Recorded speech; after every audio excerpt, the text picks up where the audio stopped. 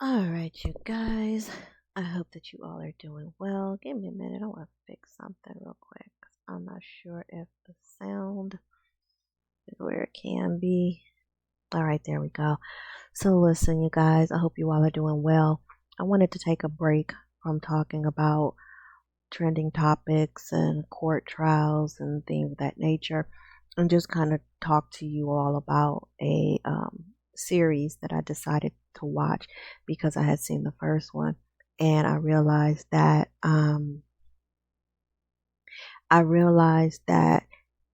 they had did a second series and it was being promoted, and I'm going to show you all the trailer that caught me, and then I'm going to tell you what my overall experience and feelings are about the series. Okay, so I am talking about Prime TV's Them, right? And we're on the second season, and this segment is called The Scare. Now, if you haven't seen this series, I would suggest you come out of this video if you plan on watching it, or if you have it in your queue to watch.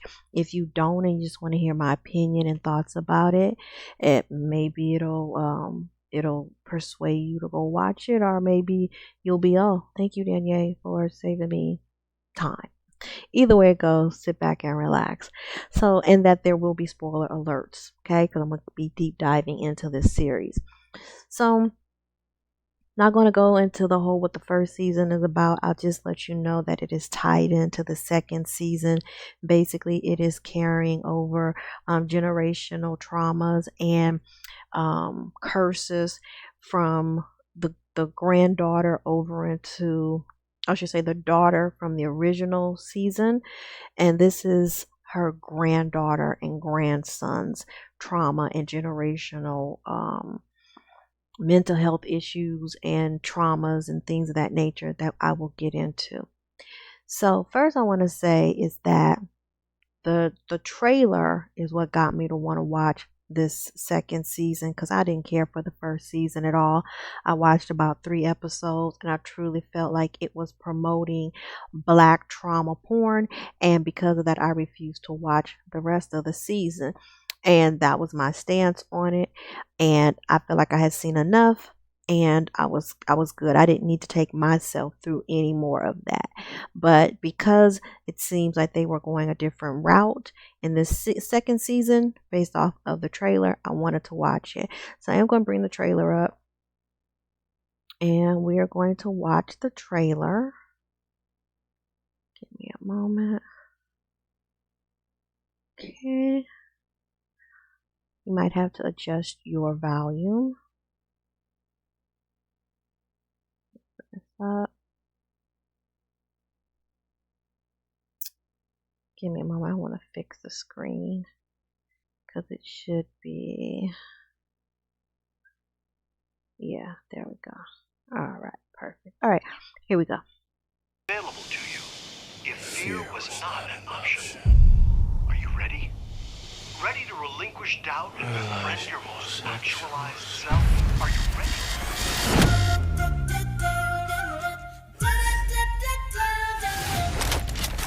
Wish your mama happy birthday before she goes to work. Happy birthday, man. Be safe. Call came in just before 6:30 a.m.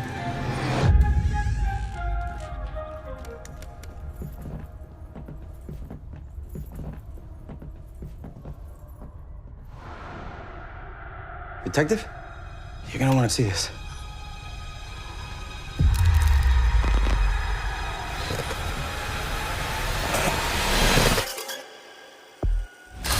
"25 fractures in all. Only bodies I've ever seen this broken were run over by trains."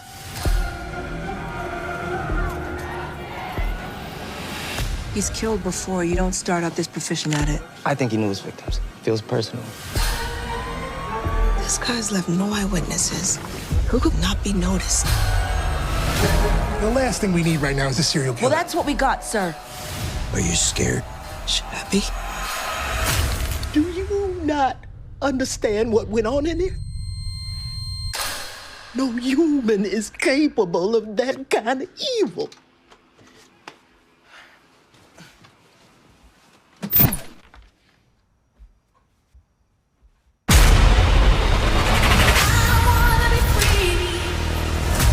Don't you ever feel like you can't breathe?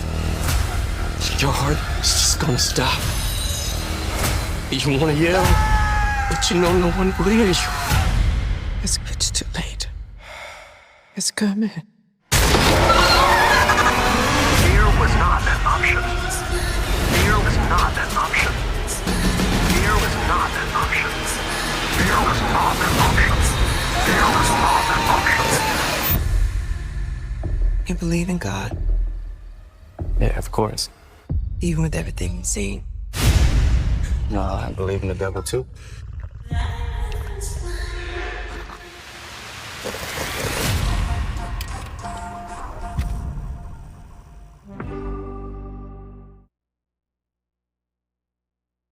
All right. So y'all saw the trailer. Let me know down in the comments if just seeing the trailer makes you want to see this if you're into horror and thrillers. Okay. So I did. I said, well, I want to watch it. So I did. And it was very clear to me that very early on, while they definitely heard the voices of a lot of viewers who were saying that the first season came out the gate pushing a lot of black tropes of racism and things of that nature, and it made people uncomfortable and they didn't want to watch it, that they could have been a lot more tasteful in their depiction of certain things, and they didn't have to be so predictable in the writing. While they didn't go in the direction of racism to be loudly pushed in your face, where the first season was this family, this black family moving into this segregated, they were the first black family to move into a segregated home. And so you can just imagine what you will from that. Okay. In this season, there's still racism, but it's from 1991. And they are adding in this whole thing about the Rodney King beating and that whole fiasco and unfortunate situation of history that took place. And so she's a cop and the main character is a cop, and so they are in the heat of the Rodney King video being released, not the trial, but just the video being released. Okay, so while this is happening, she gets a call to this home, and as you saw in the trailer, there is a woman that's body is contorted in a way that is unimaginable. And you know, they're trying to figure out like who could do this and how could this be done. And so in the midst of them doing this, there's also this other trial, this other murders that's been taking place where prostitutes have been coming up dead, right? And so now they have this, and then they have this body of this older woman found in this very, very demonic type of contortioned way. So they're trying to figure like, okay, who did this, and who this isn't the same person that's connected to the murders of the prostitute. Clearly the MO doesn't match. But while they're moving on into this, they end up finding another woman dead. And in the midst of doing that, this is where the female cop ends up finding this one black man in the crowd that's just standing out and looking suspicious. And then she goes to try to question him, and clearly, you guessed it, he runs. A whole training day scene ensues, and just every imaginable cliche of any other chase you've ever seen takes place in this 3-minute chase. It is the longest annoying chase ever. So anyway, she ends up catching up to this guy, and he ends up having this like 1-year-old, if that, inside the home. Nobody's watching him. And long story short, the next day he ends up being murdered in the same way that the previous older woman who they found underneath the kitchen sink, he is murdered in the same way. So now the black female cop is like, okay, we have a serial murder here because there's an MO here, and it's like they want us to know this is them doing it. So fast moving through the episodes, there is this character played by Luke James. What we end up finding out is that he is definitely mentally ill, and he is trying to find his sister He has a twin sister, and he's trying to locate her. Now that's not made very clear in the show, but I'm just giving you guys everything that has unraveled. So he's looking for his sister by calling these agencies, and he finally, as he's trying to find her, he's also trying to navigate through being normal and working, but he clearly has some social cues where he's not really tapped into social cues, and you could just tell like he's a little off. He ends up trying to go and be an actor, and he's going to these casting calls, and he's doing horrible in these casting calls. And so he ends up going to this one casting call, and it requires that it's a gangbanger gangster type of role, and he fails miserably because he's not about that life. And the camera guy that's there that's recording these auditions, he's laughing at him. He happens to be a black guy, and he's laughing at him in front of these women. And so there's a receptionist, a black female receptionist there, and so she tells him like, hey, you know what, you're gonna find the right role, and since I get these scripts across my desk, I'll take a look and see if anything stands out that might be a good fit for you. And he gets all excited, and they exchange phone numbers. Now, to her, she's probably looking at him like he's a little awkward, a little shy, but he's nice. He's a nice looking guy, and he just probably just shy, right? So anyway, she ends up telling him, I found a script for you. Now, it's a little different. It's about a serial killer, and basically I'm gonna get this script to you so you can look it over and prepare yourself for it. So he's like, okay, cool. Somehow in the midst of all of that, she ends up coming to his job. He works at a place that's like a Chuck E. Cheese / Dave's and Buster's, and she brings her son. And so this is the first time that she's meeting him outside of being in this little agency. And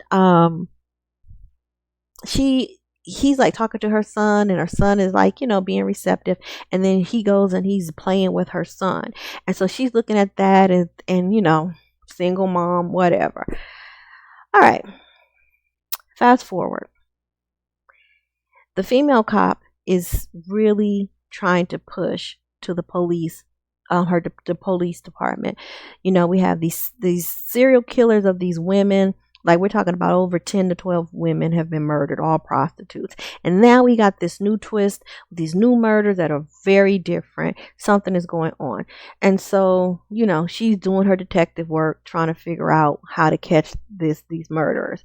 And so in the process of doing that, she's chasing leads down, and she ends up somehow chasing this lead down where this little Mexican boy,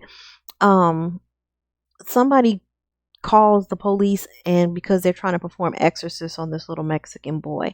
And so the thing that seems to be a recurring situation in these murders is that there's stories of a man with red hair. He's in the mirror, or he's in a reflection. Like he can only be seen in reflective things like windows and mirrors. Okay. So as she's on her way to try to figure out who these murderers are, the mentally ill brother goes on another date with the girl, and it's at his home. And while they're there, she brings up the guy that they work with, smiling and talking about how he's really funny and all this other stuff. So the guy who's mentally ill, he gets clearly agitated by this, and he excuses himself. He goes in the bathroom, and she's looking around the house or whatever, and when he comes out, honey, he has no shirt on, full scarf on his face, and black paint on his eyes and stuff, and a big ass machete knife. So she's fearful. She doesn't scream, and she's trying to tell him, please don't hurt me, I have a son, and whatever. So he acts like he's just acting, and he lets her go. So that scene is just like, that happens. No police comes to his home, nothing of that other sort. So what ends up happening is that at some point in the series, in the episodes, he is now like stalking her. So he's watching her at her job, and he sees that she's very friendly with the guy who was laughing at him. He ends up kidnapping this guy and killing him. Okay. So doesn't do well in trying to hide the body or nothing of that nature. So after he kills this guy, he gets a phone call from the agency that they have located this long lost sister he's been looking for. So he then takes himself over to her house, and with a little pink pastry box, shows up to her house, and come to find out it's the female black detective's house. Her husband, who was played by Iman Sumpner, Tiana Taylor's soon-to-be ex-husband, he answers the door, sees this very unsavory looking dude at the door with a pastry box in his hand, and just automatically assumes that he's a new neighbor that has moved into the neighborhood, and invites him into their home. Okay. Then tells the wife, oh, this is our neighbor who just bought the house and such and such and such. Okay. While he's in their living room, he's looking at family photos, and he's saying some real off the wall shit. So she finally says, you know what? Who are you? What's your name again? And the gig is up, is that he's not this neighbor and whatever. And so she tells her husband, take our son and go upstairs. Now, mind you, we all know what Iman looks like. He's 6 to infinity. And the son, he's about halfway his height too. And she ain't got her service gun on her or nothing, because she's just a police officer at this point. But she's telling him, put your hands up, don't move. But she ain't got no gun, nothing. He's in the house. They don't know what this man is capable of. She gonna tell her husband, take that son upstairs. She ain't got no gun or nothing. And he leaves her in the room with this stranger, who is very clear at this point he's not who he says he is. And he just disappears with the son. That agitated me. So then she's questioning him down, and she never gets to the point of why he's there. How does he know her? Why is he at her house? None of this. She just looks at his ID, sees that he's someone else, and tells him, you know, if you ever come around here again, I will arrest you. My whole thing is, girl, you didn't have this man in your house. You see he looks a little off. You should have already had him in handcuffs and arrested him for being in your house. And then figured out why he was there in the first place. Just none of this is thought of in the writing. So anyway, fast forward. Now she's a detective. She never sees this dude again. He's getting worse in his mental illness.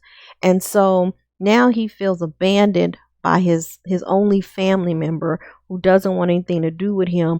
But again, he's socially disconnected, and he doesn't know how to communicate. So he never tells her, like, I'm your brother, I found you, and this is like, none of that conversation ever happens. So years go by, and like I said, he's mentally failing and declining.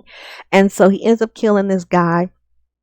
Then once he kills this guy, he then goes down to pick up this prostitute. Where I am unclear on is whether or not he is the person killing these prostitutes. And the only reason why I say that is because they catch him with a prostitute, and this is after he has his first kill, or what we assume to be his first kill. And the way he does it, it doesn't seem like he's killed before, the way they have him functioning. But we don't know. But anyway, he picks up this prostitute, and he gets very aggressive with her, and very seems like he's getting ready to hurt her, and the police basically pull up and save her ass. And so when they take him in for questioning, he's regurgitating these lines from the serial murder script that he had been reading. And so they end up finding videos of him rehearsing, and they realize, like, this isn't him. This isn't the guy who's been killing these women. Let him go. So they let him go. So he's, free or whatever. He's lost his job because he sees a knife, and he walks outside with a knife, and they call the police, and he loses his job. Then he goes for the audition. And when he goes for the audition, he's in that scarf, in that stocking and the black makeup and no shirt. And he shows up, and when he walks in, they're like, you got to get the fuck up out of here. You got to go. And he's like, why? What's going on? And the girl, you could see she's terrified because she has told them what happened. Never told the police, never told nobody else. They say they're going to call the police, but the police never comes. So he leaves the building. He's screaming. He agitated. He's upset. Okay, and I got ahead of myself. He kills the guy after that. After that is when he kills the guy, the cameraman. All right. So moving on. So she's in the process of still trying to figure out who these murders are. Well, again, they had got a call about this little boy about to have an exorcist. So they go to the house to try to, make sure things don't go too crazy. In the middle of them doing this exorcist, the boy goes into like a seizure of some sort. So they in Compton, whatever. And if you from LA, you know about Compton, the police in the 90s or any other time ain't trying to rush to get to Compton, no matter what the call is. So she tells her partner, they're not going to get here in time. He's going to die. I'm going to get him over to the hospital. So her partner's like, are you sure? And she's like, yeah, he's going to die if we don't do it. So she puts him in the back of the patrol car. She's peeling out. She gets to the hospital. But on her way to the hospital, the little boy gets murdered and is murdered by whatever this is that's killing people and putting them in these little jigsaw puzzle type of shapes. So now the police, who's all predominantly white men, she's only black female that's a detective that's in this precinct, and now they're like, okay, we're about to pin these murders on you. Number one, you were chasing the black guy in the projects, and then he came up murdered, and then you was the only one that had this little boy in your custody by yourself. He ends up murdered the same way, but they can't tie her into the female, the older woman, until her new partner starts doing some digging on her behalf, and come to find out that the older woman who was murdered first, that used to be her foster mother. So she finds out she was adopted, and she has no clue, no memory of being in a foster home, nothing. So what ends up happening is again, years later, after her brother shows up on her front doorstep, he's mentally declining, and now he has committed murder of the cameraman. Probably, they don't really clarify, he probably was a person killing these women out of his hatred for the I'm not sure if it was hatred of his mother or hatred of the foster parent mother. But what ends up happening is that they end up finding out that he killed the cameraman. So the police goes to his house, and this is when we then see this fictional boogeyman character dressed up. At the time, I didn't know what the fuck he was dressed up as, but it later becomes clear he's supposed to be a Raggedy Ann doll. I had a Raggedy Ann doll when I was growing up. Never realized anything scary about it, but they used the Raggedy Ann doll as a premise of this was his imaginary friend and his connection with his split personality, and this was the thing that caused him to kill and hurt people. And I just didn't understand the connection, because we only find out about these Raggedy Ann dolls twice.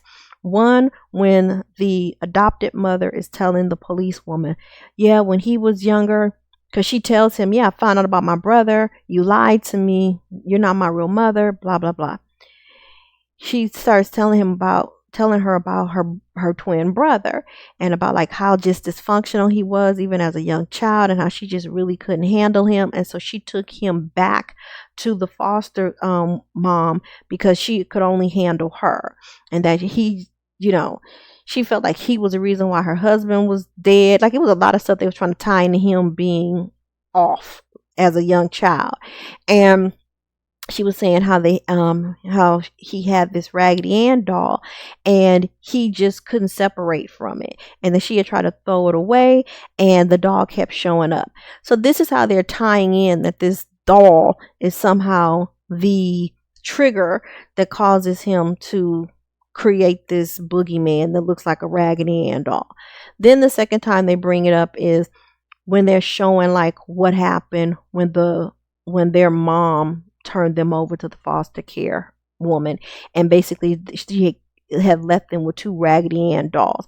But it never ties in like if the foster mom had taken these dolls, which she was using it, saying this is the only thing that's left of your mom, and like it never showed the trauma that was attached to the Raggedy Ann dolls.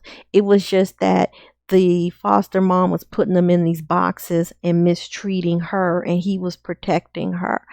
And so they really didn't really dive deep into the mental abuse and the physical abuse of the of the foster mom.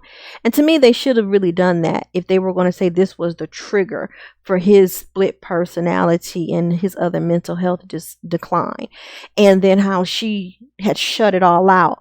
And then it took for him to die and to start hunting after her son, for her to then have to do some poltergeist type shit and go into the afterworld to try to save her son, to convince her dead brother's spirit to stop, to try to kill her son, because he had already killed the adopted mom, Pam Grier. He killed her, and then he was coming for her son, but not her. And he was trying to somehow pull her into the afterlife with him so that they could be a family. So he had to tell her, like, this is what happened to us, and I'll try to protect you, and so forth and so on. And the way she kills him is by telling him that I love you, and you are my best friend, and I'm sorry what happened to us. And then he died. It's so fucking weird. And I guess maybe what they were trying to allude to, that the reason why he is bending people the way he's bending them is because that's how they felt in this box. But it's like nothing is ever shown. Nothing is ever shown, because I understand it's like, let me slow it down. The way he contorts their bodies is not really explained, because again, it's not like they show like when they were kids, that's how they felt in this box that the foster mom put them in. I could see why she was underneath the sink, because he was like, that's where we used to hide. But why not put her in a box? Because that's where she used to torment them, by putting them in this box. But that's not where they found her. Then it didn't explain the connection between the dope dealer dude that she was chasing, that was a second murder victim.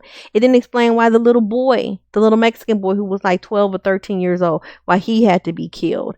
It just, none of it made sense. And it was like, even though it seemed like he was trying to ruin her life and take things away from her, it was just the way they were trying to piece it together. It wasn't tying into to give me thriller, to give me horror. It was more like y'all are trying to piece all these little pieces from other movies and throw them all together. Like they try to make him look like the clown from It. They had scenes and stuff that you could clearly be like, if you watch a lot of movies, you could be like, oh, they did that already and such. Like there was a lot of that for me. The storyline was really bad, and the ending was even horrible. Basically the ending is again by her just telling her brother's soul that she loved him. He died and left her son alone, and then her and her ex-husband was trying to reconcile. And she ends up finding some stuff in a keepsake box that the brother had, and that she ends up finding this photo of a picture of her mother and her grandmother, who she's this dead ringer of, and a picture of this man. And then all of a sudden there's this whole nother entity that's now coming into the house, that's also another type of boogeyman, demonic type of character that's going to take everybody into, I guess, season 3, which I will not be watching, because I can't imagine after 2 seasons you still can't get a good strong storyline and character building and storytelling put together for me. So I didn't like it at all. Time I can't get back. I think they're playing on the fact like, oh, it's black actors and it's black directors and it's a black project, that's why it should be promoted and watched by black people. I disagree.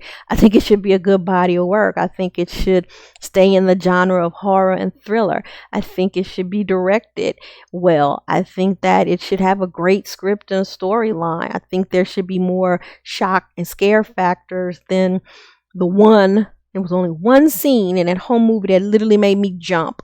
And that was when you see her in the trailer being pulled and being drugged. That scene made my ass jump, and I giggled because I was surprised it did, because I wasn't expecting what happened. But other than that, I was just looking at it like, oh, it's like a train wreck. I gotta go through with it now. Gotta slowly watch this shit because I'm already 4 episodes in. Let's see how it ends. And that's just what it was. And I went and hit a thumbs down so that it would not be suggested to me again. So you guys let me know if you've seen it, what you thought about it. You know, that's just my thoughts and feelings. It didn't take me down a road of or like, oh my God, that storyline was crazy, or like, oh my God, that's what they took Raggedy Ann, they took the Raggedy Ann doll and made a Candyman out of it. Like, that's crazy. Like, it was stupid. It was just real stupid. So yeah, y'all let me know what you thought about it if you watched it. If you didn't watch it and you're intrigued to go watch it now, do it, and then come back and let me know in the comments what your takeaway was. All right, you guys, that's all I have to say for now, and until next time, I'll talk to you guys later.